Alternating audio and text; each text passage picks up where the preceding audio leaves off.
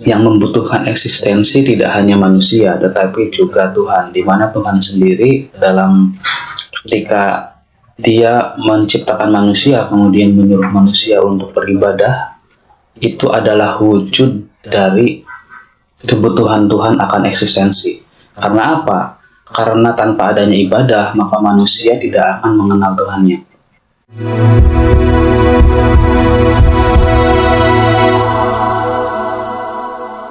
Halo semuanya, jumpa lagi dengan saya di channel Filsuf Liar. Berpikir radikal, bertindak penuh toleran. Jadi kali ini kita akan bahas satu materi tentang eksistensialisme, di mana pembahasan ini sebenarnya sering dibahas oleh orang-orang, juga sering didengar oleh teman-teman. Cuman mungkin jarang menjadi perhatian khusus karena memang pembahasan ini ya bisa dianggap sesuatu hal yang ataupun yang remeh-temeh. Tetapi sebenarnya ini menjadi penting untuk dibahas karena seringkali orang melupakan tentang pembahasan ini.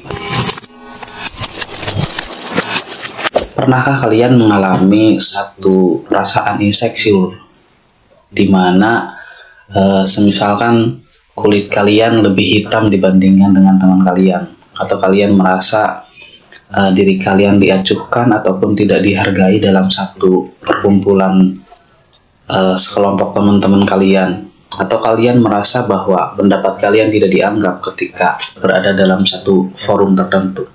Ketika teman-teman mengalami satu fase seperti ini yang kita sebut sebagai krisis eksistensi. Kira-kira apakah krisis eksistensi ini memiliki dampak buruk terhadap kehidupan seseorang? Menurut seorang tokoh psikoterapi ataupun logoterapi, dia mengatakan bahwa krisis eksistensi ini bisa berdampak negatif terhadap kehidupan seseorang, di mana karena adanya krisis eksistensi, seseorang bisa mengalami sebuah depresi, bisa mengalami stres, juga bisa mengalami kehilangan makna hidup.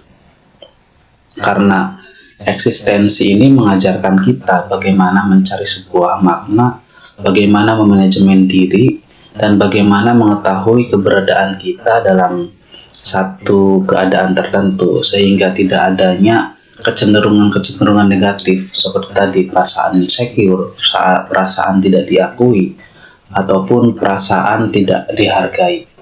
Eksistensi ataupun eksistensialisme menurut pemikir Gabriel Marcel mengatakan bahwa ini adalah suatu keadaan autentik di mana manusia secara alami itu berhubungan dengan lingkungan sekitarnya. Maksudnya adalah ketika seseorang paham tentang makna dari dirinya sendiri, maka hal-hal yang bersifat negatif tadi yang datangnya dari psikologi manusia itu tidak akan dialami oleh mereka. Karena apa? Karena mereka telah memahami apa arti keadaan mereka di satu forum ataupun di satu perkumpulan tertentu.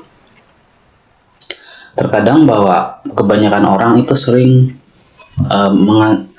mengalami salah pemahaman dalam mengartikan sebuah eksistensi, di mana eksistensi dirinya dianggap bahwa keadaan dirinya ada ketika seseorang mengakui bahwa dirinya ada, ataupun mereka menganggap bahwa eksistensi kita itu menjadi berharga ketika seseorang menghormati keadaan kita. Padahal saat kita telisik lebih jauh lagi makna dari sebuah eksistensi, itu tidak berhenti pada sebuah pengakuan ataupun sebuah penghormatan dari orang lain, tetapi justru dasarnya adalah bagaimana kita menyadari bahwa diri kita itu ada. Sebagai sebuah contoh kecil seperti ini, saat kita masuk dalam sebuah organisasi, kemudian organisasi itu akan mengadakan satu acara, di mana acara tersebut telah membagi semua orang di situ sesuai dengan job desk-nya masing-masing. Walaupun misalkan peran kita di situ kecil, tetapi tanpa adanya kita, maka acara tersebut tidak akan berjalan dengan sempurna, tidak akan berjalan dengan sukses. Itu yang kita sebut sebagai pemahaman kita terhadap sebuah eksistensi, bahwa peran kita di situ apa, itu yang menjadikan diri kita ada. ketika kita selalu menganggap bahwa sebuah eksistensi itu adalah pengakuan, penghormatan, ataupun nilai yang diberikan oleh orang lain, maka selama itu pula kita tidak akan pernah memahami arti eksistensi diri kita sendiri. Kita coba bahas lebih naik lagi tentang sebuah eksistensi, di mana para pemikir dulu sering mengatakan bahwa yang membutuhkan eksistensi tidak hanya manusia, tetapi juga Tuhan, di mana Tuhan sendiri dalam ketika Dia menciptakan manusia, kemudian menyuruh manusia untuk beribadah, itu adalah wujud dari kebutuhan Tuhan akan eksistensi. Karena apa? Karena tanpa adanya ibadah, maka manusia tidak akan mengenal Tuhannya. Kemudian, para pemuka agama pun ternyata memiliki pandangan lain, bahwa ternyata Tuhan tidak pernah membutuhkan sebuah eksistensi. Karena apa? Karena dengan atau tanpa adanya ibadah kita sebagai manusia ataupun sebagai hamba, itu tidak akan mengurangi kadar kemahagunan Tuhan, juga tidak akan mengurangi kadar keluarbiasaan Tuhan.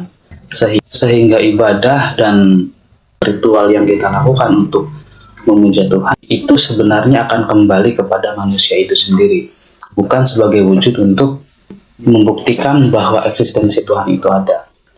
Namun banyak juga pemikir lain yang mengatakan bahwa jika memang Tuhan tidak membutuhkan sebuah eksistensi, maka seharusnya Tuhan adil terhadap seluruh makhluknya. Kenapa di satu wilayah tertentu, misalkan ketika satu wilayah tertentu taat untuk beribadah kepada Tuhan, maka dia akan diberikan kemakmuran, dia akan diberikan kesejahteraan. Sedangkan di sisi lain, ketika orang tersebut tidak